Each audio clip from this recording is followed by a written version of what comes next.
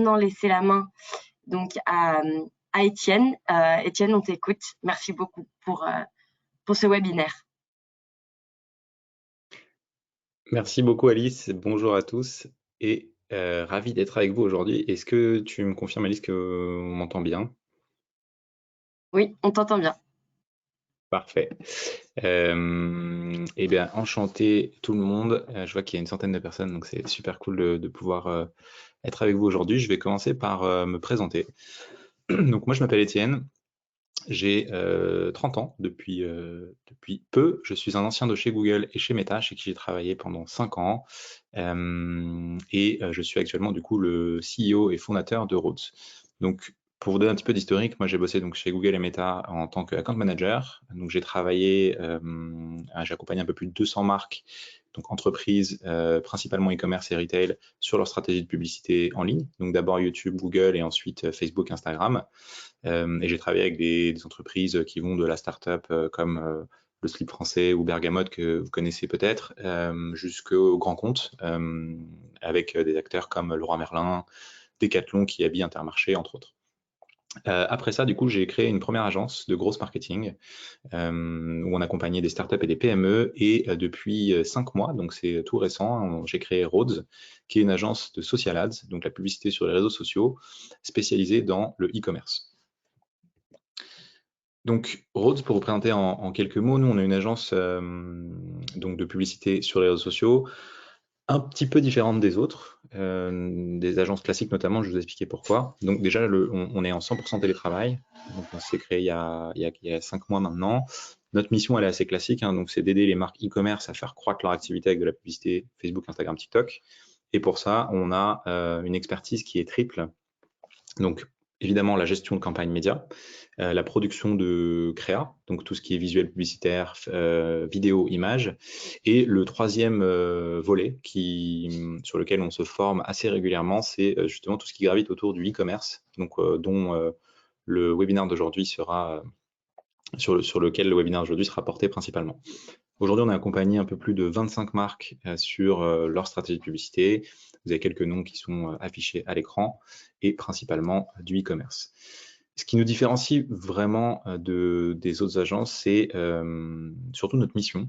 Donc, moi, au cours de ma carrière, j'ai travaillé avec beaucoup d'entreprises et la majorité des entreprises avec lesquelles j'ai travaillé étaient, en fait, pour la plupart, insatisfaites de leur agence pour plein de raisons, hein, mais assez peu de transparence, pas forcément de proactivité, des pratiques parfois un petit peu limites. Et je compte plus le nombre d'histoires ou de clients qui se sont fait avoir par des agences. Donc nous, en fait, on a créé Rhodes justement pour faire l'inverse. Donc notre ambition à notre échelle, évidemment, c'est de changer un peu l'image de la profession et surtout d'aider le niveau moyen des consultants ou des agences à se tirer vers le haut. Et pour ça, on met plusieurs choses en place, notamment on a un très très gros focus sur tout ce qui est satisfaction client. Donc c'est au cœur de notre stratégie, on la mesure tous les mois avec nos clients et dès qu'on a des retours qui sont négatifs, ou en tout cas qu'on peut améliorer, on travaille dessus. On a une stratégie de build in public aussi. Donc c'est un mot assez complexe, mais finalement pour quelque chose de très simple, c'est-à-dire qu'on documente tout ce qu'on fait sur les réseaux, que ce soit nos chiffres, nos échecs, nos réussites, notre méthodologie, et ça a pour effet en fait plutôt vertueux qu'on ne peut pas se cacher, puisque si on fait n'importe quoi, on est obligé de rendre des comptes, et donc ça se saura. Et le dernier point, c'est la transmission, donc on partage gratuitement énormément de ressources. On a une newsletter, une chaîne YouTube qu'on vient d'ouvrir, et l'idée, c'est de pouvoir aider justement des entreprises, des entrepreneurs ou des étudiants ou agences ou autres à monter en compétences là-dessus. Voilà. Aujourd'hui, pourquoi on se parle nous, en fait, on a accompagné donc depuis qu'on existe une petite trentaine de marques e-commerce, enfin une petite trentaine de marques au global, et la majorité de notre portefeuille aujourd'hui est composée de e-commerçants. Donc, à force de travailler avec des marques e-commerce, on commence à pas mal comprendre les fondamentaux et les facteurs de réussite. Et donc, l'idée, c'est de pouvoir justement vous partager l'essence de ce qu'on en retire, tout ça condensé dans un webinaire. En moyenne, nos clients, ils dépensent, pour que vous ayez un petit ordre d'idée, 1 million d'euros par an, donc au global, hein, pas par client, sinon ça ferait beaucoup. Et pour les verticales sur lesquelles on travaille, donc on a un peu de tout. Ça va du parfum, cosmétique, mode, bijoux, déco, fitness, à la génération de leads avec par exemple de l'infoprenariat, etc. Donc c'est assez varié, ce qui nous permet d'avoir aussi une vue plutôt complète de ce qui peut se faire en e-commerce. Nous, notre expertise, elle est triple. Donc, on a l'achat média d'un côté. Donc, l'achat média, c'est vraiment le fait de paramétrer des campagnes dans les plateformes publicitaires, Facebook, Instagram, TikTok notamment. La créa, donc on a un studio qui s'occupe de produire des visuels, vidéos, images, et toute une connaissance e-commerce pour justement conseiller nos clients au-delà de la publicité, puisqu'on va le voir, c'est un très très gros facteur de réussite. La publicité, c'est de l'apport de trafic, et en fait, tout ce qui fait que ça fonctionne, c'est ce qui gravite autour. Donc tout ça réuni, si c'est bien fait, c'est déjà un bon départ pour faire des ventes, même si on va le voir, c'est pas toujours aussi simple. Pour mieux situer la publicité, j'ai essayé de schématiser un petit peu les différents canaux de vente que peuvent avoir une marque D2C. Donc D2C, c'est Direct to Consumer, donc c'est une marque qui vend à ses clients en direct, sans passer par des intermédiaires. Et donc, pour simplifier, il y a deux grands pôles. D'un côté, il y a la partie offline, avec notamment les ventes sur des magasins propres, donc avec son propre réseau de boutiques par exemple, le retail, donc tout ce qui est distribution, et là il y a plusieurs types de distribution, il y a la distribution par exemple spécialisée, donc si on fait, je sais pas, des produits de bricolage, on peut aller vendre ces produits chez Leroy Merlin ou chez Bricomarché par exemple, et il y a de la distribution, donc par exemple pour les produits alimentaires, donc en grande surface alimentaire, GSA, qui est un peu plus généraliste. Côté online, il y a aussi deux branches qui sont assez similaires. Il y a le direct. Donc le direct, c'est tout ce qui se vend directement au client sur son site. Et il y a le e-retail. Alors il y a plein de noms pour, mais globalement, c'est la distribution en ligne. Et donc là, c'est pareil, c'est le même principe que de vendre en magasin à travers des distributeurs, c'est de vendre sur des plateformes qui sont spécialisées. Donc par exemple, si vous avez des produits de sport et que vous voulez vendre sur Decathlon a une fonctionnalité marketplace qui vous permet de vendre vos produits à leur clientèle. Voilà, nous on est spécialisé sur la partie directe. Donc tout ce qu'on fait, et notamment la publicité, ça n'a pour but que de générer du trafic sur le site et donc de vendre directement aux clients sans passer par des intermédiaires. Si on donc peut-être pour compléter ici, en fait, il y a plusieurs stratégies possibles sur les canaux de vente en fait d'une marque direct to consumer, et ça dépend vraiment de la stratégie qu'on veut choisir et de quelle typologie de produit on a. Donc il y a par exemple les pure players. Les pure players, c'est ce qu'on va appeler pure players, c'est les personnes qui, en tout cas les entreprises qui vendent exclusivement en ligne, donc qui sont 100% digitales. Et il y a aussi des marques qui sont un peu plus diversifiées, donc qu'on appelle omnicanal, d'où le nom ici. Et ça, c'est des marques qui vendent et en ligne et en physique. En fait, il n'y a pas de bonne recette. Chaque canal a ses pour et ses contre. Par exemple, le retail, c'est une très bonne manière de mettre le pied à l'étrier et de faire des ventes et de générer du chiffre d'affaires rapidement. Par contre, la contrepartie, c'est que il y a moins de marge, parce qu'évidemment, le retailer prend sa commission, et on peut en devenir dépendant assez rapidement, et on n'a pas de contact direct avec le client. Donc ça, c'est un des effets négatifs. Et à côté, le online, par exemple, c'est plus rentable, mais il y a une plus grosse barrière à l'entrée parce qu'évidemment, il faut construire toute sa marque, il faut avoir une stratégie d'acquisition, marketing, etc. Nous, on est spécialisé, donc comme je vous disais, là-dessus, sur la partie directe, et on va rentrer un petit peu plus sur ce pan-là du e-commerce. Donc, comment fonctionne le e-commerce? Il y a une équation qu'on utilise beaucoup pour expliquer ça à nos clients assez simplement, c'est l'équation de croissance, qui je trouve résume plutôt bien la chose. Donc en fait, c'est trafic fois conversion fois lifetime value est égal à chiffre d'affaires.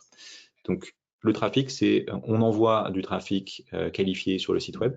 Conversion, c'est donc une partie de ce trafic converti, donc c'est-à-dire passe à l'action et devient acheteur. Et lifetime value, donc un client qui a acheté une première fois revient acheter plusieurs fois et donc augmente la valeur sa valeur du coup sur plusieurs mois, années, ça dépend comment on calcule. Et donc l'importance en fait, c'est d'optimiser chacun de ces éléments pour aller générer évidemment du chiffre d'affaires, mais aussi être rentable. On va le voir. Dans le trafic, il y a plusieurs sources de trafic possible. Donc, la publicité en est une, mais c'est pas la seule, il y en a plein d'autres, on va le voir. Et nous, notre métier, donc, c'est d'apporter une brique justement de trafic sur le site, donc de la publicité payante avec de la gestion de campagne et de la créa. Mais en fait, on ne peut pas se cantonner à juste cet élément-là. On est obligé de bien comprendre en fait tout ce qui gravite autour, puisque en fait chaque élément de cette équation-là influence énormément les résultats d'une campagne publicitaire et globalement les résultats des ventes e-commerce. Et donc, par exemple, dans le trafic, on a la publicité payante qui est une source parmi d'autres de trafic, mais il peut y avoir, par exemple, des programmes d'affiliation, la publicité payante sur Google, donc avec notamment les mots-clés, tout ce qui est réseaux sociaux organiques, donc en postant directement sur TikTok, Instagram ou autre, et le référencement naturel qu'on appelle SEO, donc c'est le fait d'arriver à remonter dans les résultats de recherche Google sans payer pour. Donc, comme vous voyez, la pub, c'est une brique en fait du bloc trafic, mais c'est pas la majorité, et je vais le détailler un peu plus. Sur la partie conversion, donc conversion, c'est le fait qu'un visiteur devienne client. Donc, l'idée, c'est de construire son site de manière à ce qu'il incite l'utilisateur à passer à l'action. Parce que si on apporte du trafic, mais que le site n'est pas converti, n'est pas optimisé, et ben en fait, on va dépenser beaucoup d'argent pour pas grand-chose. Pour ça, il y a plein de méthodes. Il y a même une discipline dont l'objectif premier est de faire exclusivement ça s'appelle le CRO, donc Conversion Rate Optimization.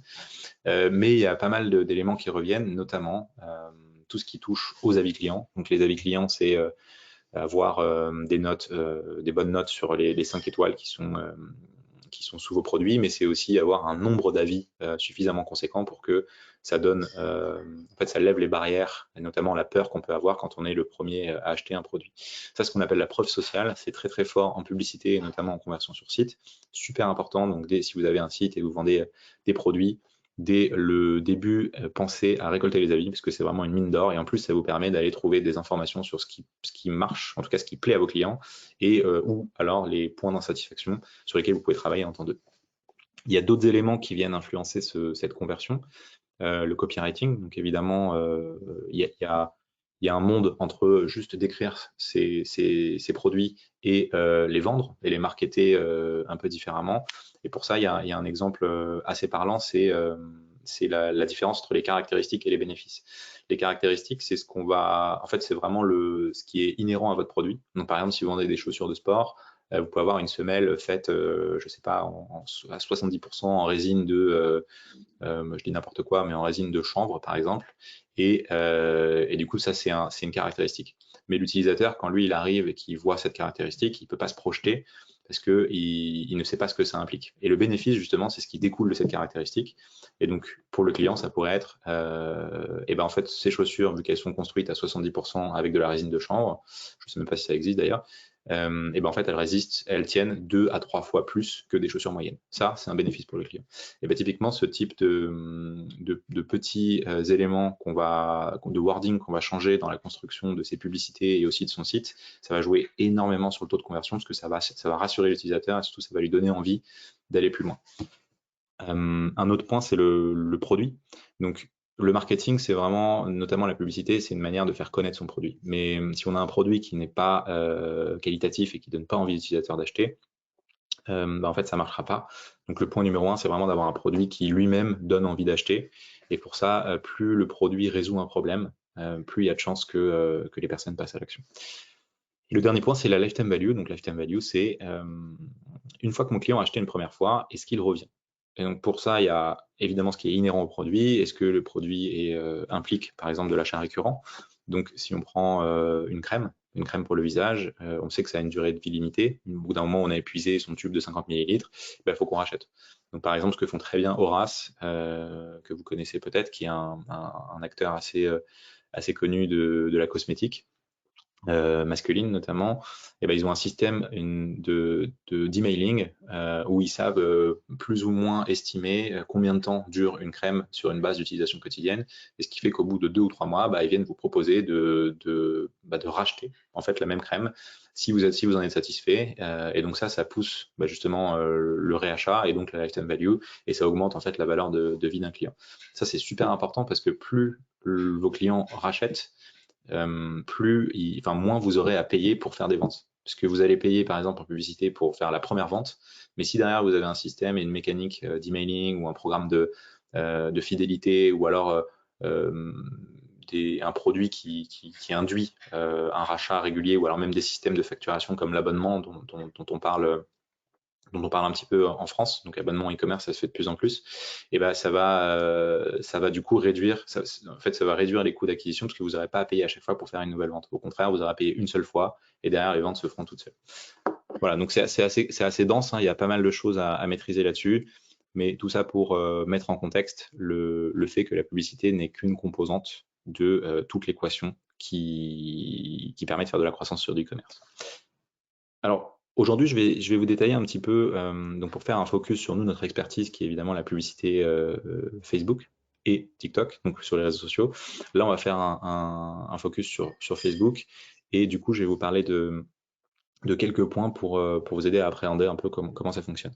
Le premier point, c'est quand démarrer la publicité. Donc, on va voir que c'est pas toujours si évident que ça. Le deuxième point, c'est comprendre la publicité méta. Donc, je vais repasser sur les basiques et les fondamentaux de comment ça fonctionne. Le troisième point, c'est les premiers pas. Donc là, je vais vous partager un petit peu de méthodologie sur comment on aborde la chose, nous, quand on lance un compte ou qu'on crée des premières campagnes. Et quatrième point, c'est quelques bonnes pratiques que nous, on applique au quotidien et qui peut-être pour vous aider si vous envisagez de lancer des pubs. Le premier point, c'est quand démarrer la publicité. Il y a une slide, enfin en tout cas, je ne sais pas si c'est une citation, mais je trouve que ça résume plutôt bien la chose. Le meilleur moment pour démarrer la publicité, c'est quand on n'en a pas besoin pour vendre. En fait, le premier réflexe qu'on a quand on lance un produit, c'est de se dire il me faut des clients. Donc on a son site web, on a ce produit, on se dit maintenant il faut des clients. Et le raisonnement mécanique, c'est de se dire ah bah je vais faire de la publicité. Et ben souvent c'est une erreur parce que la publicité ça vient plutôt en dernier. La publicité c'est vraiment, faut le voir un peu comme un accélérateur de vente. Donc c'est là pour faire amplifier quelque chose qui fonctionne déjà, mais c'est pas là pour se substituer en fait à des ventes qui n'existent pas. Donc la publicité, nous on conseille de le faire en dernier, et en fait plus on a déjà de traction, donc plus on arrive à vendre sans payer, plus les indicateurs sont ouverts pour faire la publicité. C'est un peu contre-intuitif, hein, on aurait tendance à se dire si je mets 1 euro maintenant, je vais faire des ventes. On peut servir de la publicité pour tester son marché, etc. Mais il y a une probabilité que ça réussisse qui est beaucoup plus faible, pour la simple et bonne raison que en fait, quand on n'a pas encore fait de vente, et ben, comme on l'a vu avant, il y a plein de facteurs qui influencent la réussite ou non d'une campagne. Et du coup, le risque, c'est que si on investit trop tôt, et ben, on dépense de l'argent pour se rendre compte en fait au fur et à mesure qu'il y a plein de choses à optimiser. Et donc du coup, en attendant, le compteur tourne, on dépense de l'argent, on n'est pas rentable, et du coup, ça fait que beaucoup de commerçants et de e-commerçants ont des mauvaises expériences avec la publicité Facebook. Donc la pub, ça vient à la fin, et je vais vous expliquer un peu plus en détail pourquoi.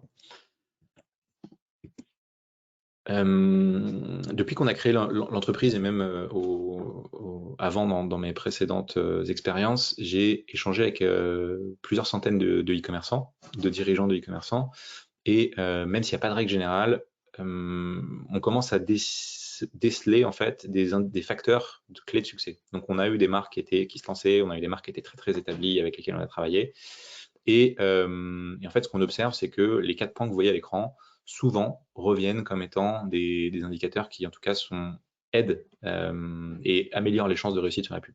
Donc le premier, c'est la communauté engagée.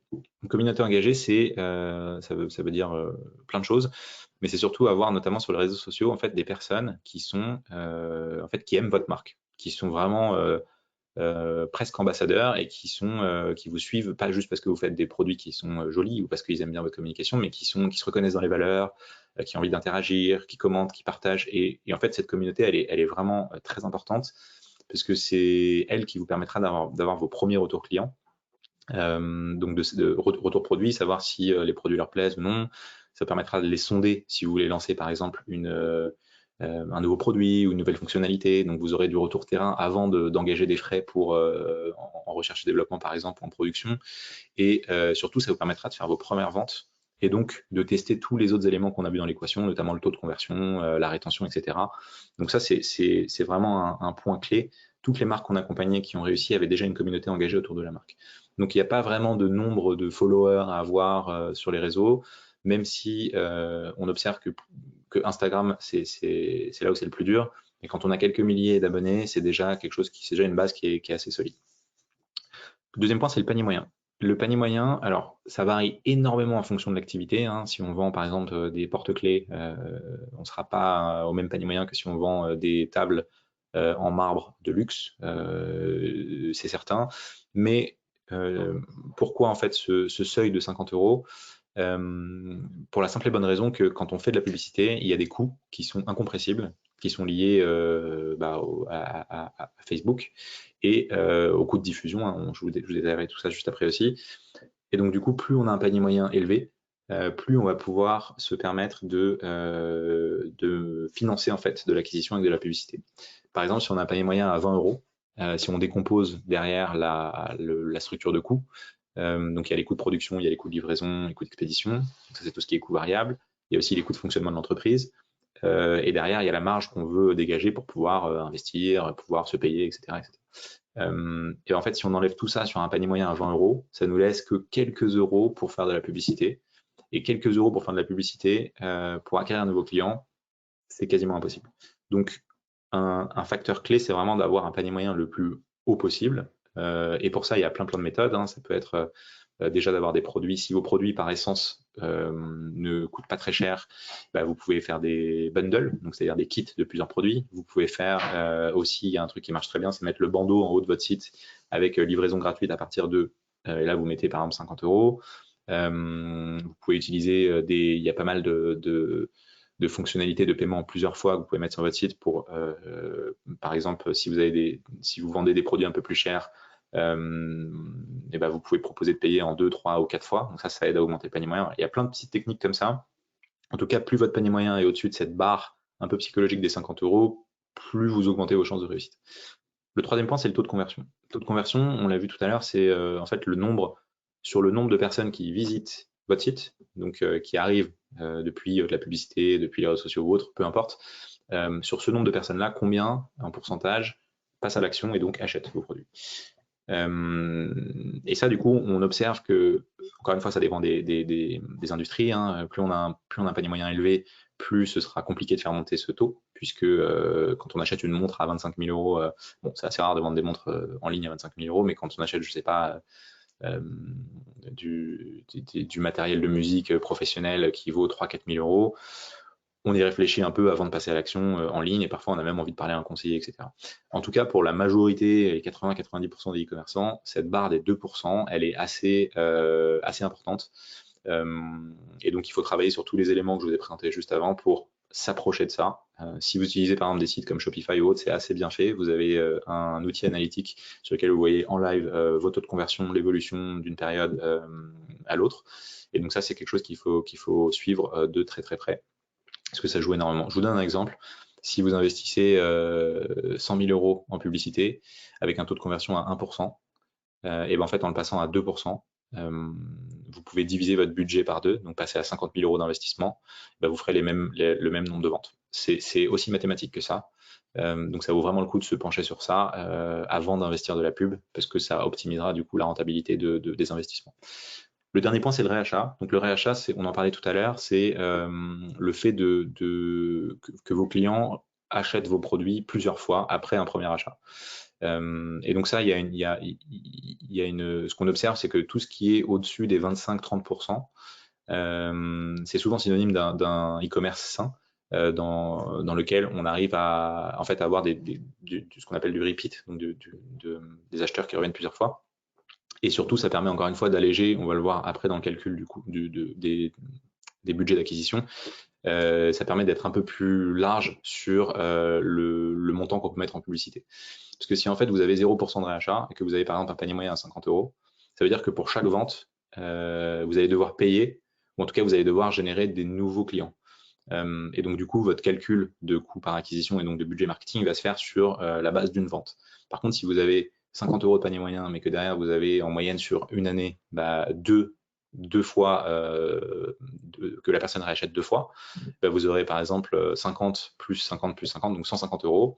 Et là, c'est pas la même base. Donc vous pouvez peut-être vous permettre de. Donc après, il y a des questions de trésorerie évidemment, mais vous pouvez vous permettre de payer un petit peu plus en acquisition de nouveaux clients, donc en publicité, notamment Facebook, parce que vous savez que derrière, en fait, votre mécanique est bien huilée et que, in fine, vous serez quand même rentable. Voilà, donc ça, c'est 4 points à garder en tête qui sont vraiment importants et surtout déterminants dans la réussite d'une campagne de pub. Comme vous voyez, au final, on ne parle pas encore de publicité, hein, comme quoi il y a énormément de choses qui sont en amont avant même de pouvoir lancer la publicité. Voilà. Notre conseil, donc ce qu'on observe sur base de ce qu'on vient de se dire, c'est que un bon cap à avoir en tête, c'est d'atteindre 20 à 30 000 € de chiffre d'affaires par mois sur son site, donc de vente en direct, hein, pas à travers des marketplaces ou autres, avant de se lancer en publicité. C'est pas une règle générale. On a des comptes et des clients qui se sont lancés et qui faisaient pas 5 ou 10 000 € de chiffre d'affaires. Donc, encore une fois, à prendre avec toutes les pincettes que ça implique. Mais ce qu'on observe, c'est qu'une marque qui a déjà atteint ce cap, c'est plutôt encourageant. Ça veut dire qu'elle n'a pas eu besoin en fait de la pub pour vendre. Et surtout, donc il y a des minimums à mettre en publicité, hein, même si on peut commencer avec en théorie 1 € par jour. Nous, on recommande plutôt de commencer avec 2-3 000 € par mois minimum. Ça va assez vite, hein, quand on fait, si on met 2-3 000 € plus des frais d'agence, si vous passez par une agence ou un freelance pour vous aider sur vos campagnes, plus la créa, en fait, on se retrouve vite, même avec 20 000 € de chiffre d'affaires par mois, à 25% de son chiffre d'affaires qui passe dans la pub. Et plus ce ratio d'investissement publicitaire sur chiffre d'affaires est élevé, bah, plus c'est dangereux pour votre business et plus vous en êtes dépendant, etc. Donc, cet indicateur-là, il est plutôt précis. En tout cas, nous, c'est la barrière un peu psychologique qu'on se fixe. Et pour atteindre, donc évidemment, la question, c'est comment on fait pour atteindre ce chiffre d'affaires. Eh ben, c'est pas facile. il y a plein de mécaniques. Déjà, ça prend du temps. Donc, je dirais qu'il n'y a pas de raccourci, sauf sur des business type dropshipping ou autre, où là, c'est des stratégies complètement différentes. Mais sur vraiment la construction d'une marque dont l'objectif est d'être pérenne et de vivre sur le long terme, eh ben, il faut juste construire en fait toutes les premières briques les unes après les autres. Et donc je vous ai mis quelques exemples de ce qu'on peut faire, pour faire pour faire beaucoup de visibilité. On peut publier régulièrement sur les réseaux sociaux. La vidéo en ce moment ça marche très très bien sur TikTok, sur Reels. Les algorithmes sont faits et pensés de manière à ce que on puisse diffuser au-delà de sa communauté. Donc même si vous avez 50 abonnés sur Instagram, vous pouvez avoir une vidéo qui fait 300 000 vues. Alors, ça n'arrivera pas du jour au lendemain, il faut poster régulièrement et peut-être qu'au bout de, je sais pas, la 70e vidéo, vous aurez une vidéo qui buzz, mais c'est une manière de se faire connaître. LinkedIn, qui est aussi un canal qui n'est pas forcément intuitif sur la partie de direct to consumer, donc B2C, mais qui marche plutôt bien. On voit de plus en plus de dirigeants de marques e-commerce poster régulièrement sur leur aventure, sur documenter un peu ce qui se passe, sur leur projet, etc. Et en fait, il y en a qui ont été assez précurseurs sur le sujet. Je pense à Justine Hutto de Respire, entre autres. Et ça permet d'aller toucher déjà de la clientèle indirectement, donc qui peuvent être vos clients finaux, donc en B2C, mais ça peut aussi vous permettre, vu que LinkedIn c'est un réseau professionnel, d'aller toucher des personnes qui sont qui sont dans votre cible B2B. Donc si vous voulez faire de la distribution retail, etc. Donc ça c'est quelque chose à avoir en tête. Il y a tout ce qui touche à l'emailing, donc avec des newsletters et l'automatisation d'email. Plus vous pouvez le faire tôt, mieux c'est. Il y a plein de tutoriels en ligne, il y a des gens qui font ça très très bien, donc ça, vous pouvez trouver des ressources en ligne également. Programme de parrainage, c'est une manière de faire de l'acquisition détournée assez simple. Si vous avez quelques clients, proposez-leur de parrainer des personnes et en échange, donnez-leur par exemple 10 € ou 20% sur la première commande. Et en fait, d'eux-mêmes, ils vont aller chercher de nouveaux clients, qui eux-mêmes vont chercher de nouveaux clients, et c'est une manière assez facilement de grossir sa base d'audience. Donc ça ne vous fera pas trouver vos premiers clients, par contre, ça vous aidera à propager un peu votre base client. Le panier moyen, donc ça c'est super important, plus vous augmentez le panier moyen et moins vous aurez besoin de faire de ventes pour atteindre ce cap-là. Donc avec les bundles, les offres, la livraison offerte dont je vous parlais tout à l'heure. La micro-influence, alors tout le monde n'est pas forcément fan de cette méthode-là, mais c'est une manière assez intéressante d'aller, et pas forcément trop cher non plus, d'aller toucher son audience. Micro-influence, c'est vraiment aller prendre influenceurs, c'est pas le terme, mais des créateurs de contenu qui ont une petite audience, donc quelques milliers de personnes généralement, mais qui est très très qualifiée par rapport à ce que vous faites. Si par exemple vous vendez, encore une fois, je prends l'exemple des chaussures de sport, et ben il y a des personnes qui postent régulièrement sur Insta et qui font des courses, des marathons, etc. et qui ont 4-5 000 abonnés, donc c'est pas des très grosses bases. Vous pouvez soit les contacter en disant je vous propose de vous envoyer des produits et je vous paye X euros pour faire un post, ou alors même tester tout simplement le gifting. Donc c'est envoyer vos produits à quelques influenceurs bien ciblés, et s'ils aiment bien le produit, vous n'êtes pas à l'abri qu'il y en ait un ou une sur 10 qui en fasse un post. Et ça, en fait, ça va rabattre son audience vers votre site et potentiellement faire vos premières ventes. Voilà, donc ça c'est une manière d'aller faire aussi quelques ventes. Il y a tout ce qui touche au SEO. Donc SEO, c'est référencement organique, donc c'est-à-dire référencement naturel sur Google, pour apparaître dans les premiers résultats de recherche sans payer. Moi, je suis pas du tout un expert du SEO, donc je ne vous donnerai pas de conseils techniques, mais il y a notamment les stratégies de blog qui fonctionnent.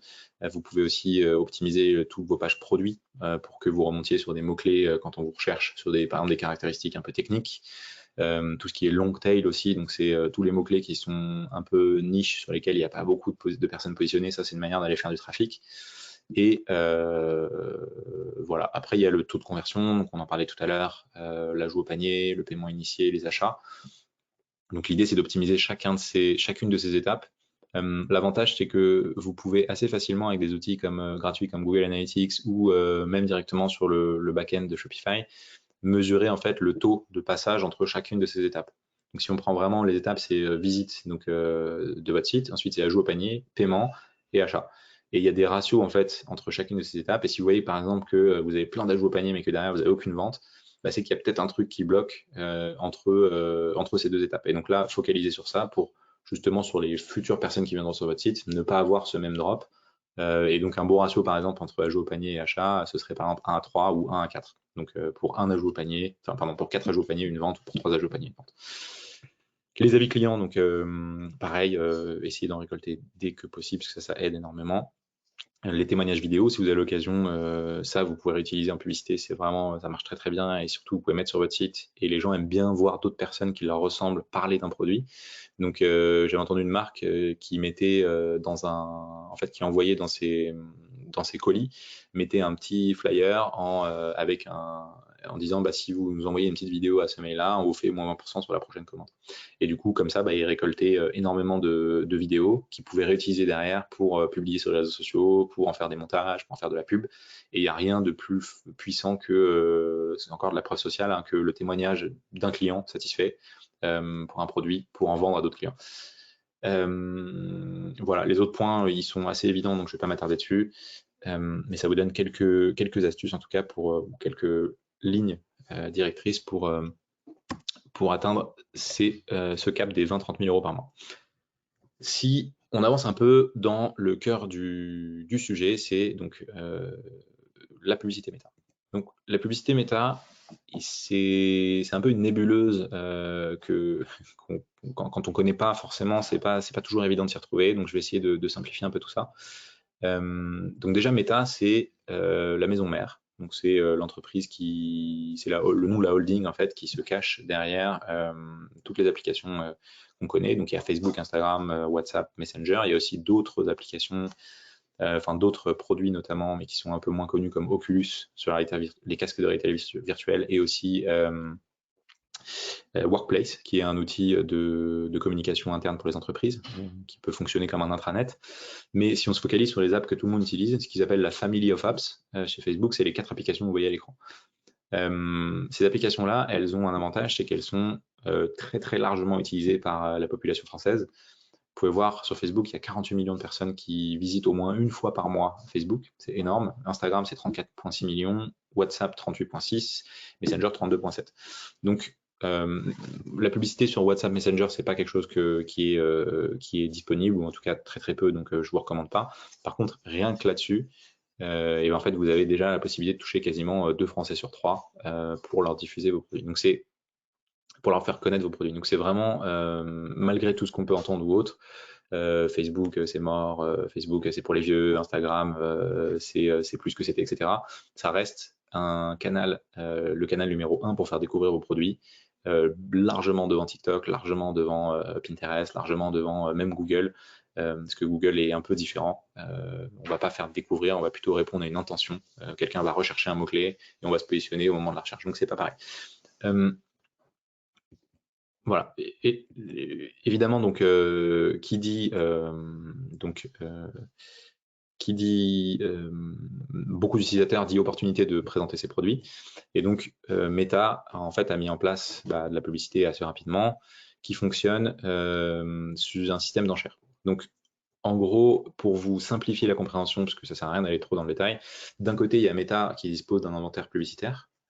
Donc, ils ont toutes les 4 ou 5 publications sur Instagram, par exemple, il y a un encart sur lequel vous pouvez diffuser votre publicité. Et de l'autre côté, il y a des annonceurs, comme vous, par exemple, ou des entreprises qui veulent diffuser de la pub. Et en gros, pour décider de qui aura le droit de diffuser sa publicité, en fait, ça fonctionne sous un système d'enchères. Donc, chaque entreprise va enchérir. Donc, c'est ce que vous voyez là, le bid, hein, je ne rentre pas dans la technique, mais globalement, c'est comme ça que ça fonctionne. Et ensuite, votre pub elle va être passée sous certains indicateurs pour mesurer si oui ou non elle remporte l'enchère. Et donc, il y a la qualité de l'annonce et il y a notamment le taux d'action, donc le taux de conversion estimé après que la personne ait cliqué sur l'annonce. Et tout ça fait que vous gagnez ou non l'enchère et donc vous pouvez diffuser à tel ou tel endroit. Ça, c'est le fonctionnement assez classique. Mais en réalité, pour simplifier la chose, si vous payez et que vous mettez de l'argent et que vos pubs sont bien faites, vous allez pouvoir diffuser largement suffisamment auprès d'une audience que vous souhaitez toucher. Toute cette partie publicité, ça se fait donc pas, donc ça se fait dans une plateforme qui a été construite pour ça. Et je vais essayer de vous expliquer assez rapidement comment ça fonctionne. Donc il y a 2 plateformes à avoir en tête, c'est le Business Manager et ensuite il y a le Ads Manager. Donc le Business Manager, c'est, pour ceux qui ne connaissent pas, c'est en fait un gros conteneur dont vous voyez le menu à l'écran et qui contient plein de petites briques qui sont liées de près ou de loin à Meta. Donc vous pouvez par exemple ajouter des personnes. Donc là, moi c'est celui de l'agence, vous voyez, donc là j'ai masqué les noms, mais c'est toutes les personnes de mon équipe. Et en fait, vous pouvez leur donner des accès, vous pouvez ajouter des partenaires si vous travaillez avec des agences externes, etc. Et en fait, dedans, vous pouvez venir lier tout ce qui vous appartient et qui vous permet de gérer votre activité sur Facebook, Instagram ou autre. Donc, vous pouvez mettre votre page Facebook, votre compte publicitaire, vous pouvez mettre des applications si vous en avez, le compte Instagram, WhatsApp, etc. Et tout ça, ça va vous permettre, en fait, c'est un peu une sorte de centre de contrôle, de tour de contrôle, depuis laquelle vous allez pouvoir distribuer des accès et bien gérer un peu tout ce que vous détenez qui appartient, qui est lié à Facebook. Ensuite, il y a le gestionnaire de publicité. Donc ça, c'est la plateforme. Donc c'est une des briques du Business Manager. Donc, on peut appeler aussi Ads Manager. Et c'est là où on va paramétrer ses campagnes. Donc là-dedans, on a, il y a plein de choses, mais pour simplifier la compréhension, il y a 3 niveaux. Donc il y a les campagnes. Les campagnes, c'est l'objectif. Donc si vous voulez faire des ventes, ce sera une campagne de vente. Si vous voulez faire de la notoriété, ce sera une campagne de notoriété. Il y a l'ensemble de publicité. L'ensemble de publicité, c'est au sein d'une campagne. Ça fonctionne un peu comme des poupées russes. Au sein d'une campagne, donc quel ciblage je veux avoir. Donc on peut avoir par exemple les femmes de 25 à 40 ans ou alors les hommes de 18 à 25 et tu peux ajouter notamment des centres d'intérêt, de la localisation géographique, etc. Il y a plein de fonctionnalités. Et les publicités, donc c'est le 3e niveau, c'est pour chaque ciblage, vous pouvez diffuser plusieurs publicités. Et donc là, vous avez des images, des vidéos, ça dépend de ce que vous produisez. Dernier point important qui fait partie des notions fondamentales, c'est le pixel. La publicité, surtout en e-commerce, l'objectif c'est de vendre. Donc pour vendre, il faut mesurer ce qu'on fait. Et donc pour mesurer ce qu'on fait, il faut pouvoir traquer la donnée. Et donc pour ça, on a un petit truc qui s'appelle le pixel, qui est un bout de code en fait que vous mettez sur votre site et qui va fonctionner un peu comme une sorte d'espion et qui va en fait mesurer tout ce qui se passe sur votre site. Donc toutes les personnes qui viennent, combien de temps ils restent, quels produits ils ajoutent au panier, qu'est-ce qu'ils regardent, où est-ce qu'ils cliquent, etc. Et tout ça, c'est de la donnée que vous allez pouvoir renvoyer via le pixel donc à Meta, donc sur le gestionnaire de publicité, et vous en servir par exemple pour créer des publicités et recibler les personnes qui ont ajouté au panier mais qui n'ont pas acheté. Donc ça, c'est numéro 1 à mettre en place avant de lancer des campagnes, le pixel. Et après, il y a d'autres manières de mesurer un peu plus avancées comme l'API de conversion, mais je ne vais pas rentrer dedans dans le sujet aujourd'hui parce que c'est un peu technique. Premier pas. Donc, si on commence, donc admettons que tout est prêt, le business tourne bien, on veut se lancer en publicité, on a déjà fait les paramétrages, on a un pixel, tout est clean, on se lance. Donc la première étape en publicité, c'est de définir, c'est ça qui va faire foi quand on fait de la publicité avec objectif de vente, c'est définir un objectif de coût par résultat. Ou si on utilisait le jargon, c'est coût par acquisition, donc CPA cible. Et en fait, la formule, elle est assez simple. Pour un e-commerce, en gros, vous prenez votre panier moyen, donc disons par exemple 100 euros, vous ajoutez le réachat à 60 jours, donc c'est-à-dire sur les 60 jours qui suivent le premier achat, quel est en moyenne le chiffre d'affaires supplémentaire qui est généré par un client, donc par exemple 30 euros. Ça vous donne en fait la lifetime value à 60 jours. Donc vous avez par exemple là 100 plus 30 égale 130 euros. Et donc de ça, vous retirez donc deux choses. Un, les COGS, donc c'est les cost of goods sold en anglais, donc c'est en gros les coûts de production, livraison, expédition, donc tout ce qui est lié, c'est les coûts variables, hein, tout ce qui est lié en fait à la vente d'un produit. Et vous retirez également donc votre objectif de marge brute. Et donc si on prend par exemple les 130 euros et qu'on enlève disons 20% de coûts de production, livraison, etc., ça fait 26 euros en moins. Et si vous enlevez, du coup, admettons que vous voulez garder 60% de marge brute parce que c'est comme ça que vous pourrez piloter votre business, et ben vous enlevez encore, du coup, 26 x 3, 78 euros, ce qui fait que ça vous laisse en gros 20% du total en coût par acquisition. Et donc ça, CPA cible, donc coût par acquisition égale 26 euros. En gros, ce coût par acquisition, c'est le prix maximum que vous êtes prêt à payer pour une vente. Parce qu'au-dessus de 26 euros, vous savez que dans votre calcul, si votre vente vous coûte par exemple 35 euros, et ben en fait, ça va rogner sur votre marge. Donc ça, c'est ça qui va vous permettre de piloter tous vos investissements publicitaires et de savoir si oui ou non vous êtes rentable en publicité Facebook. Il y a une règle assez connue qui s'appelle la règle des 4 quarts et qui en gros explique que un chiffre d'affaires d'un e-commerce en bonne santé doit se décomposer de la manière suivante. Donc c'est 25% de marge net, hein, 25% de coûts donc OPEX, donc c'est tout ce qui est coût de fonctionnement, donc bureau, salaire, etc. Et 50% de coûts variables qui eux-mêmes sont sous-divisés en coûts d'acquisition, 25%, et donc 25% de coûts de livraison. C'est pas une règle générale, hein, mais pour un business e-commerce déjà très bien établi, si vous suivez ça, donc en gros, ça veut dire ne pas dépasser plus d'un quart de son chiffre d'affaires, un cinquième, un quart généralement de son chiffre d'affaires en coût d'acquisition, donc en coût de publicité, marketing, tout canaux publicitaires confondus.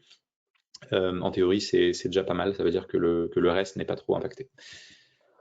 Une fois qu'on a son budget, son coût par acquisition cible, l'objectif c'est de définir le budget. Donc le budget, faut d'abord définir son objectif de nouveaux clients.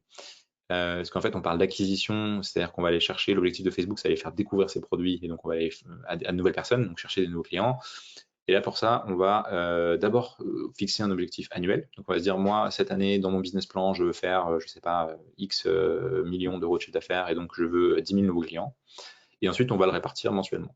Donc pour le répartir mensuellement, il y a plusieurs méthodes, hein, mais l'idée c'est d'être assez réaliste sur le fait qu'au début on n'aura pas tout de suite beaucoup de clients et qu'en fait ça peut augmenter de manière assez exponentielle si ça se passe bien.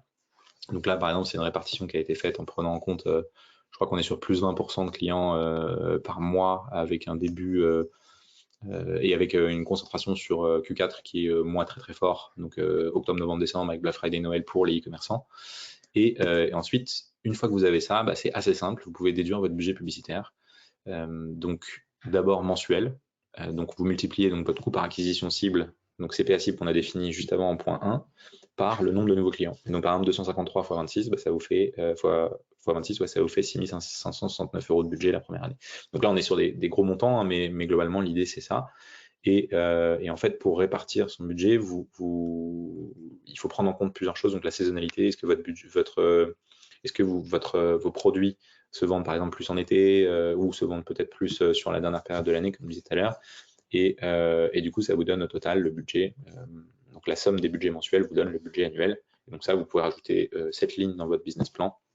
Ça vous aide à mieux vous projeter. Ensuite, donc vient le paramétrage des campagnes. Donc ça peut être assez technique, mais l'idée c'est plus c'est simple, mieux c'est. Et pour ça, en fait, il y a une structure de campagne qui est assez simple à droite. Donc c'est acquisition, donc 3 campagnes, pas plus, même 2 pour commencer. C'est une campagne d'acquisition où vous avez 3 ciblages, donc un ciblage par intérêt, un deuxième ciblage avec des intérêts différents.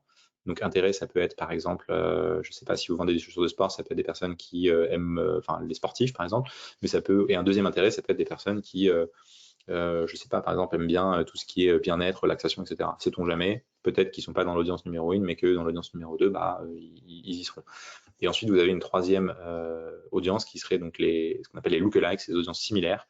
Et donc là, on recommande de le faire sur une base d'acheteurs. Donc, si vous avez des acheteurs, si vous avez déjà des clients, vous pouvez en gros importer ça dans Facebook et en faire une audience similaire pour les cibler.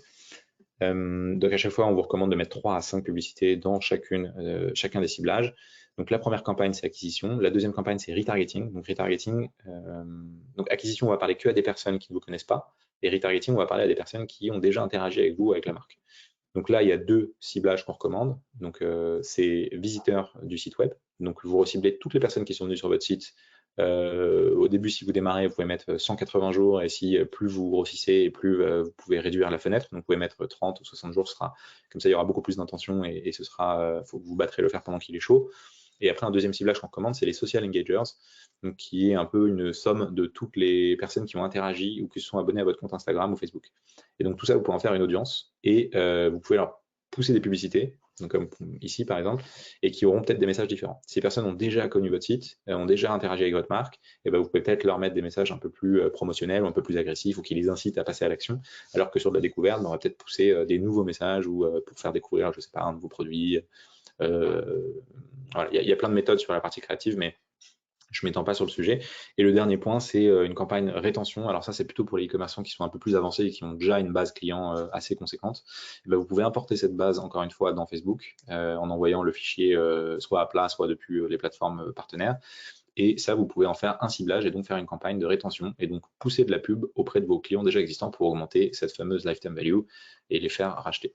En termes de répartition, donc répartition budgétaire, 70% du budget sur l'acquisition, 20% sur le retargeting et pas plus de 10% sur la rétention, sinon vous allez vraiment bombarder vos clients et ça risque de faire un peu mal à votre image de marque. Et surtout avoir un objectif de toutes les campagnes sur l'achat. On entend plein de choses sur il faut faire des campagnes de trafic, il faut faire des campagnes optimisées à la vue, de vidéos, etc. Nous, on fait 99% de nos campagnes sur de l'achat. Puisque si on dit à Facebook, va me chercher des clients qui veulent acheter, il va chercher des clients qui veulent acheter. Si on lui dit de ramener du trafic, il va ramener du trafic, mais pas de vente. Donc voilà. Ensuite, les idées créatives. Donc, il y a, une fois qu'on a paramétré ces campagnes, il faut ajouter des pubs. Et pour ajouter des pubs, il faut avoir des idées. C'est pas toujours facile. Donc, 2 choses. La première chose, c'est d'analyser son marché. D'analyser, pardon, il y a une grosse phase de recherche à faire. Donc, son marché, est-ce qu'on est sur un marché qui est déjà très concurrent? Est-ce que les clients sont conscients qu'ils ont un problème et si oui, qu'il y a une solution? Deuxième point, c'est la marque. Qui sont nos clients? Il y a une différence entre je cible, par exemple, si je vends des couches, il y a une différence entre je cible les parents et je cible les mamans actives de 25 à 35 ans qui veulent concilier vie de famille et vie professionnelle. Le message sera pas le même, donc plus c'est précis, plus vous avez cette notion de qui est votre persona type, plus votre message publicitaire sera percutant. Il parlera pas à tout le monde, mais pour le peu de personnes à qui il parlera, il sera super efficace. Les avis clients, donc il faut regarder vraiment si vous avez des avis clients, scannez-les, c'est une mine d'or, vous pouvez identifier très facilement les points de satisfaction ou d'insatisfaction de vos clients, et des interviews si vous avez le temps, menez des interviews avec les clients, on ne pense pas à le faire, mais c'est super utile pour récolter du feedback et savoir en fait ce que pensent les clients vraiment de votre marque. La concurrence, nous la bonne pratique c'est de regarder donc les créas évidemment, la stratégie un peu marketing globale, et de regarder aussi à l'international, puisque donc notamment aux US et au Royaume-Uni, ils ont pas mal d'avance sur la partie publicitaire. Et donc, tous les concepts qu'ils ont testés, il y a des marques qui dépensent beaucoup d'argent depuis très longtemps. Si leur pub tourne depuis un moment, c'est qu'elle fonctionne en théorie. Et donc, du coup, vous pouvez aller vous inspirer de ce qu'ils font, répliquer des concepts et les appliquer vous à votre propre marque. Et le deuxième point, c'est la conception. La conception, c'est un peu plus dur, mais l'idée, c'est de lister en fait tous les angles publicitaires que vous pouvez exploiter. Donc, quelles sont les offres que vous pouvez mettre en avant, les caractéristiques de votre produit, les bénéfices qui en découlent, toutes les preuves que vous pouvez utiliser, que ce soit les avis clients, la presse, si vous avez fait des apparitions dans la presse, ça c'est très fort en pub. On est toujours beaucoup plus réceptif à une pub où il y a écrit, par exemple, la meilleure marque, la découverte 2023 avec entre guillemets, et qu'on voit au-dessus elle, Marie-Claire, etc. C'est toujours beaucoup BFM TV ou BFM Business, c'est toujours plus impactant que quand c'est la marque qui le dit elle-même. Donc ça, il faut utiliser, user et en abuser. Les USP, donc c'est ce qui vous différencie et qui fait que vous êtes unique. Donc quels sont les éléments vraiment clés de votre marque, et les problèmes cibles. Ça, il faut vraiment insister dessus. Plus on insiste sur le problème, plus votre produit, en début de publicité notamment, plus votre produit apparaîtra comme une solution évidente. Donc, vous pouvez à partir de ça imaginer plein de concepts, soit en visuel statique ou donc en image, ou alors en vidéo. Et derrière, le plus dur, alors c'est même pas le plus dur, mais c'est des choses que vous pouvez assez facilement déléguer, c'est tout ce qui est scripting et production de vidéos et d'images. Si vous n'avez pas le temps, il y a des gens qui font ça très bien, mais en fait, si vous avez déjà fait toute la partie recherche, c'est 80% du travail. Le reste, c'est de mettre en musique en fait tous les éléments que vous avez. On a créé un guide assez détaillé dans la newsletter qui est gratuit, où on vous explique en fait de A à Z toute cette méthode détaillée. Donc, si vous voulez jeter un coup d'œil, il y a le lien dans la présentation, et vous pouvez du coup retrouver l'intégralité de la méthode qu'on nous on utilise pour nos clients pour construire des pubs.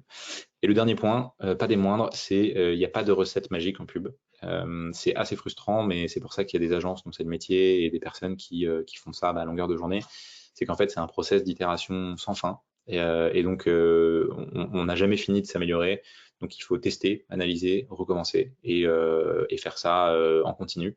Donc, vous découragez pas si par exemple vous lancez une pub et que ça marche pas. Ça veut pas dire que la pub c'est pas fait pour vous. Ça veut dire qu'il y a des éléments que vous n'avez pas encore optimisés qui font que la pub à l'instant T ne fonctionne pas. Donc, identifiez ce que c'est, analysez là où ça bloque, testez d'autres ciblages, testez de nouvelles créas, allez faire des optimisations sur tous les éléments qu'on a vus, notamment le taux de conversion, la rétention, etc. Et au fur et à mesure, pas à pas, en fait, vous allez vous améliorer pour atteindre au final de la rentabilité sur vos publicités. Voilà, je vous ai mis quelques bonnes pratiques et je vois que l'heure tourne, donc je vais vous les passer très très rapidement pour laisser quand même quelques minutes pour des questions. Des conseils en vrac. Une campagne, c'est toujours égal à un objectif. Un ad set, donc c'est un ensemble de publicités, c'est égal à un ciblage, pas plus. Mettez 3 à 5 publicités, pas plus, par ensemble de publicités. Pensez à couper les créas, ne jamais laisser tourner, ça je vois ça très souvent sur des comptes, des pubs. En fait, si votre pub elle vend pas, elle vendra pas plus tard. Donc si elle a déjà dépensé au moins 3 fois votre coût par acquisition cible, coupez-la, ça veut dire qu'elle fonctionne pas, ça sert à rien de laisser tourner, vous avez juste dépensé de l'argent pour rien. ABO pour tester, ça c'est un petit peu technique, donc je rentre pas dans le détail, mais globalement c'est des méthodes de testing d'audience. Les placements automatiques, donc il y a plein de fonctionnalités automatiques que propose Meta. Moi je vous recommande de les utiliser pour la plupart, parce qu'en fait l'algorithme est quand même bien puissant et il sait quoi faire et où diffuser. Donc si on vous propose notamment toutes les fonctionnalités qui s'appellent Advantage Plus, que vous verrez dans la plateforme, utilisez-les parce que ça vous fera gagner un temps fou et ça vous évitera de vous faire des nœuds au cerveau pour pas mal de choses. Optimiser à l'achat, donc ça coule de source, mais en fait Facebook vous propose plusieurs options, soit du trafic, soit de l'achat, soit du panier, soit de l'ajout au panier. Priorisez toujours l'événement achat, sauf si vous avez des paniers moyens très très élevés et que du coup vous n'avez pas suffisamment de volume de données. Si vous n'avez pas, si par exemple sur 2 semaines vous faites 3 ventes parce que vous vendez des choses très très chères, dans ce cas-là, allez chercher un peu plus de données. En gros, Facebook, plus il a de données sur lesquelles se baser, plus il y a de chances que ça fonctionne et plus il va apprendre vite. Donc dans ce cas-là, vous pouvez optimiser par exemple sur de l'ajout au panier qui est un petit peu plus en amont que l'achat qui est l'événement final, quoi. Une règle d'or, c'est essayer de limiter au maximum le trafic payant. Je sais que c'est contre-intuitif, surtout pour une agence de pub, mais essayez de rester en dessous de 50% de votre trafic qui provient de sources payantes, parce que sinon vous allez devenir très dépendant et du coup c'est assez risqué, parce que ça veut dire que si demain il y a des nouveaux concurrents, il faut que vous payiez plus pour faire le même nombre de ventes. Si demain votre compte il est coupé pour une raison X ou Y, pour un problème de paiement, etc., vous avez un gros trou sur vos ventes. Et surtout, c'est pas sain parce que vous devenez très, très dépendant d'un canal. Et donc la clé, comme tout business, c'est la diversification. Voilà. Le naming de ces campagnes, ça peut paraître bête, mais quand on crée des campagnes, on a vite fait de s'y retrouver, de partir dans tous les sens. Donc pensez à bien nommer vos campagnes pour que ce soit clair. Pour ça, on partage, pareil, sur LinkedIn, je partage pas mal de conseils, et si vous voulez me demander, je vous enverrai des exemples de structures pour nommer ces campagnes. Et l'API de conversion, c'est le dernier point, c'est la partie tracking, super important, pour bien mesurer ces données. Et pour finir, quelques principes.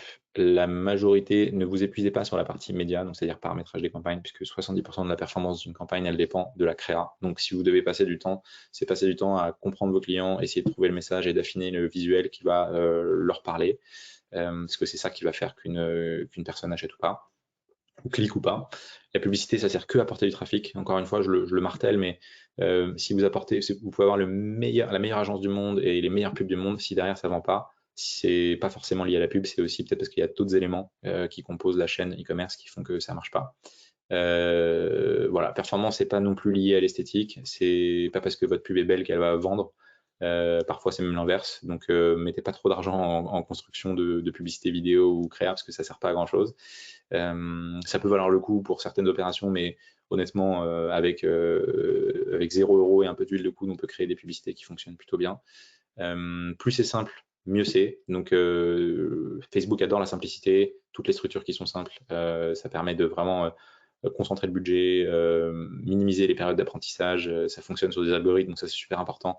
Plus c'est simple, mieux c'est. Une règle d'or, c'est l'algorithme, et même si on aimerait que ce soit l'inverse, c'est en fait bien plus puissante que l'humain.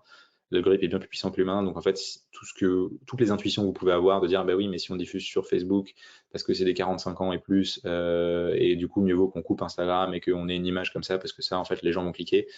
Tout ça, c'est des suppositions, et en fait, l'algorithme saura largement mieux que nous. Donc, il faut lui donner à manger et lui, il va choisir où est-ce que ça marche le mieux, de manière totalement objective. Et dernier point, la vidéo, c'est pas forcément du branding, contrairement à ce qu'on pense. Nous, on a des comptes sur lesquels on a 100% des pubs qui tournent, c'est de la vidéo, et on fait beaucoup de ventes. Donc ça, c'est pas une idée reçue qu'on a, c'est pas toujours vrai. Voilà pour le principal. Je vous mets aussi à l'écran si vous voulez. Donc, comme je vous dis, on poste énormément de contenu, moi particulièrement à travers mes comptes perso sur LinkedIn, TikTok, Instagram et YouTube depuis pas très longtemps. Une newsletter également que j'ai pas mise là, mais vous la retrouverez assez facilement si vous voulez suivre et du coup voir un peu les astuces ou en tout cas les méthodes que nous on emploie sur nos clients. Et vous avez les liens à l'écran et j'ai fait le tour du coup. Et je suis disponible pour répondre à des questions si vous en avez. Alors, merci beaucoup, Étienne, pour la présentation qui était très intéressante et très complète.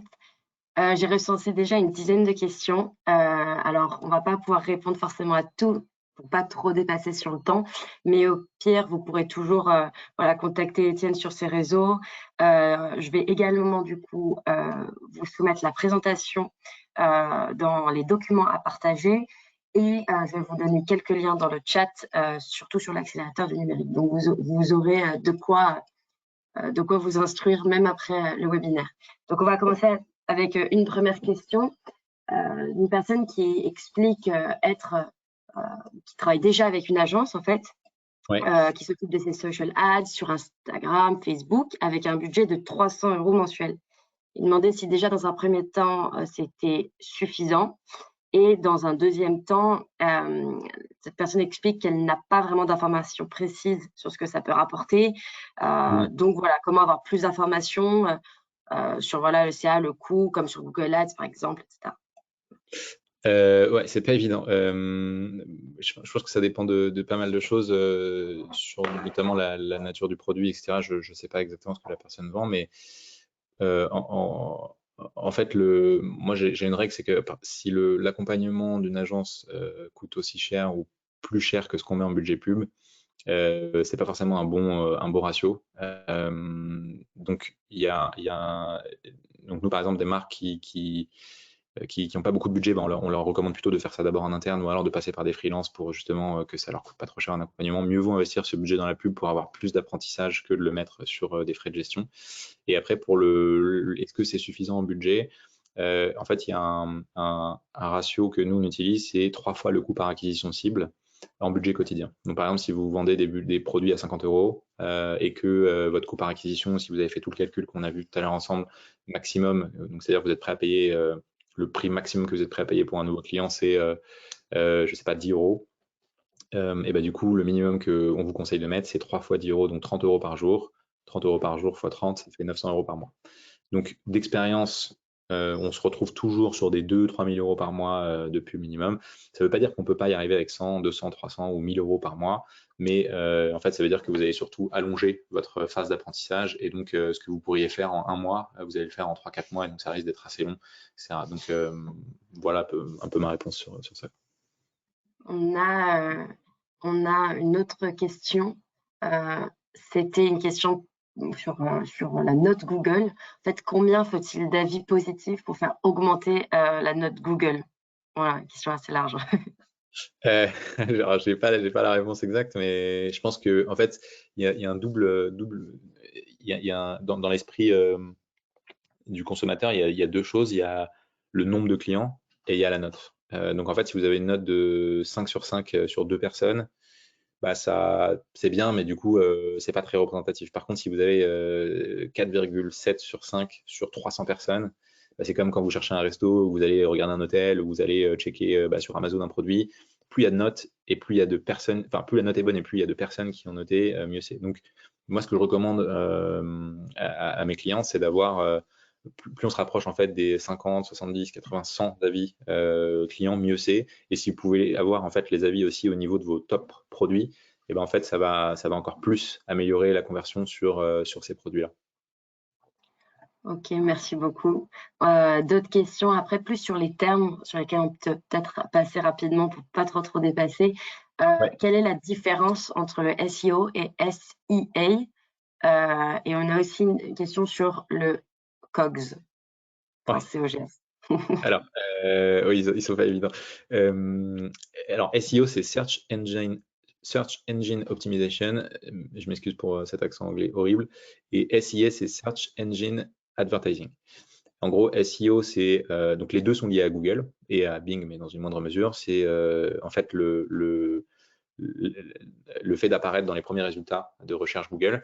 Le SIA, c'est payant. Donc, c'est-à-dire qu'on paye, par exemple, pour un mot-clé. Si moi, je vends des chaussures et je vais apparaître sur chaussures, ben, je vais payer à Google sur sa plateforme publicitaire pour acheter le mot chaussures et enchérir dessus. Et moi, du coup, sur une partie des requêtes des gens qui cherchent une chaussure, ben, ma publicité va arriver dans les trois premiers résultats. Ou en bas, ça dépend de plein de facteurs. Et SEO, c'est la même chose, sauf qu'on ne paye pas. Et on va travailler sur en fait, y a des robots Google qui vont indexer régulièrement les pages, donc ils vont scanner les pages et qui vont se dire ah bah tiens, sur cette page-là, je vois que le mot-clé chaussures revient beaucoup. Je vois également qu'ils ont par exemple un blog et qui parle de course à pied. Donc du coup, sur chaussures, course à pied, c'est pertinent de le faire apparaître en première page.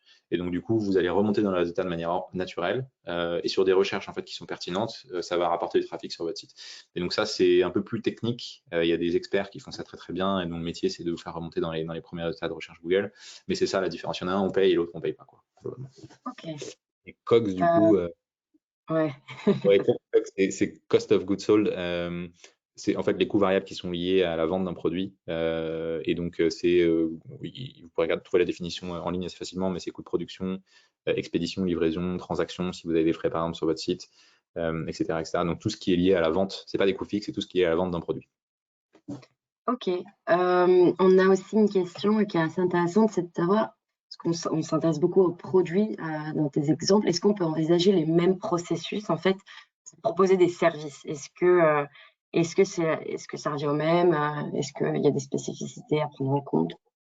Ouais, très bonne question. C'est en fait la mécanique est complètement la même pour la partie créa, pour la partie optimisation du site, pour la partie construction de campagne, c'est assez similaire. La seule différence, c'est qu'on va pas piloter sur les mêmes indicateurs. Donc par exemple, là, on est sur du coût par acquisition. Sur du service, souvent, ça se fait en deux étapes. Donc il y a du lead, donc c'est-à-dire une personne va montrer un intérêt et remplir un formulaire. Et du coup, elle va être recontactée par une équipe commerciale ou alors rentrer dans un flow d'email automatique. Et ensuite va se découler la vente en temps deux. Et donc la différence, c'est qu'on va piloter du coup sur du coût par lead. Et donc on va chercher à générer un maximum de leads, donc c'est-à-dire de prospects qualifiés pour derrière pouvoir les transformer. Donc c'est ça principalement. Et donc toute la construction notamment de son site, elle va être pensée comme ça, avec des pages de destination qui expliquent très bien ce qu'on fait, avec un formulaire assez simple. Et l'objectif, c'est vraiment d'optimiser ça. En tout cas, dans le service, c'est majoritairement comme ça que ça fonctionne, mais la publicité se prête très bien. Ok. On a aussi une question qui est un peu liée, puisque c'est aussi un service, mais quelqu'un qui explique être dans le domaine de la formation, mais avec une formation unique, donc pas de réachat. Et est-ce qu'un panier à 1200 euros, avec un panier à 1200 euros, est-ce que la publicité Facebook est adaptée? J'ai envie de dire d'instinct, oui, parce que c'est un panier moyen qui est assez élevé. Formation de quoi, tu disais, pardon? C'était pas précisé, c'est juste une formation unique. Formation unique, bah ouais, en fait, encore une fois, c'est une question de calcul de coût, mais si par exemple la formation coûte 1 200 € et que il faut calculer combien est prêt à payer, vous êtes prêt à payer pour vendre une formation. Donc si on enlève sa marge, tous ses frais de fonctionnement, etc. Disons que sur 1 200 €, on est prêt à mettre, je sais pas, un quart, donc on est prêt à mettre 300 € en pub. Enfin, en tout cas, on est Mmh. prêt à mettre 300 € pour un nouveau client. Mmh. Et ben, c'est ces 300 € là dont on va se servir pour piloter ces campagnes. Et après, si ça se fait en 2 temps, par exemple, avec ce qu'on vient d'expliquer avec du lead, et ben, l'idée, c'est de se dire sur 300 €, en gros, par exemple, si j'ai un taux de transformation pour 10 personnes qui viennent, j'en ai une qui convertit, donc on a un taux de transformation à 10%. Donc pour 10 prospects, on a une vente. Ça veut dire que sur ces 300 €, bah, il va falloir les diviser par 10, et donc ça nous coûtera 30 € maximum pour avoir un lead. Donc c'est comme ça qu'il faut raisonner en se disant, je sais que si je paye plus de 30 € pour un lead, et ben mon business n'est pas rentable, globalement, quoi. OK. Alors, à toi de me dire si tu as encore 4 minutes ou si on demande aux participants de te contacter plutôt sur les réseaux sociaux et sur notre mail qu'on vient d'envoyer. On peut prendre Dis-moi si. une dernière question, Allez, si une ça. dernière question. Alors, il y a une question qui est intéressante aussi, qui est un peu spécifique, c'est est-ce qu'on peut lancer des campagnes par période, des périodes où on sait que cela pourrait être intéressant pour le produit. Donc, c'est comment ça se fait, est-ce que Ah ça ouais. se fait par période?